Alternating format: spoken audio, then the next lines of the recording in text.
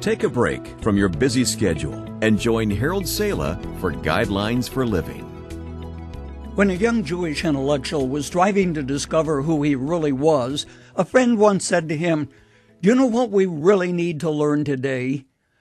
Katz thought, here's another one of those smart guys who thinks he has all the answers when he doesn't even understand the questions. But since he was riding in the friend's car, he went along. No, what do we really need?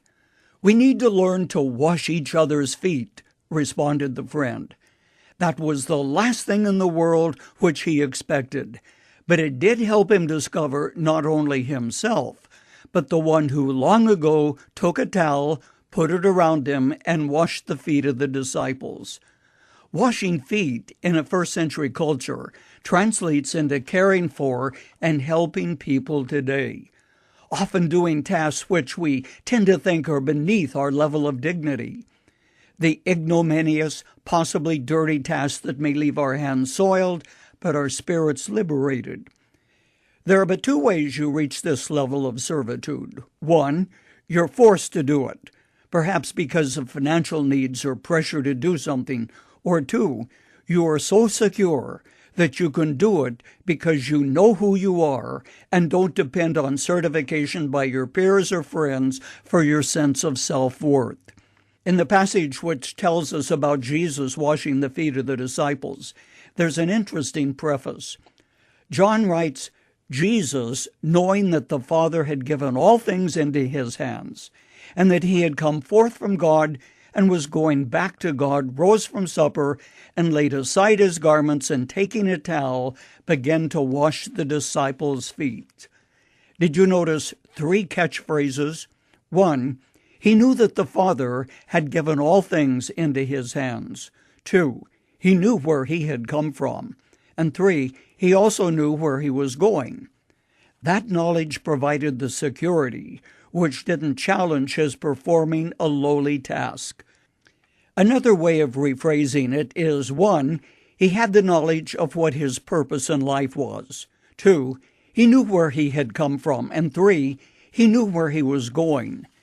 This certainty allowed him to be a servant without challenging his sense of self-worth.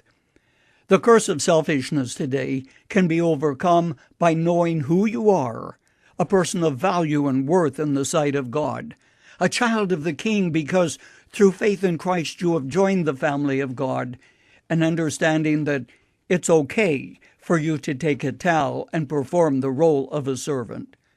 There are scores of individuals today whose commitment and lowly acts of service rival those of Mother Teresa, the weary nurses and attendants who staff our hospitals, those who sweep our streets and carry out the garbage, who drive the buses and clean the bathrooms, the nameless army of people who have donned the towel and have learned to serve. My hat is off to you. A host of individuals make their livelihoods by serving others. But the question I would put to you is this: do you serve solely because you are paid, or do you serve out of strength of character, which comes by knowing whose you are? Regardless of your vocation, can you honestly say you're motivated by care and compassion for others? Knowing your real value to God will give you the security to serve. The young Jewish intellectual Katz, who was introduced to foot washing, came to become known as a Christian author and speaker. The more Christ is formed in us, he penned, the more humility will become the distinctive character of our lives.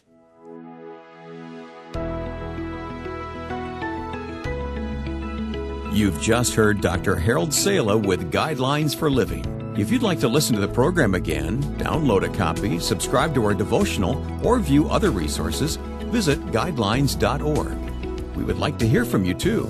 You can email us at info@guidelines.org. Thanks for listening, and we invite you to join us again for the next edition of Guidelines.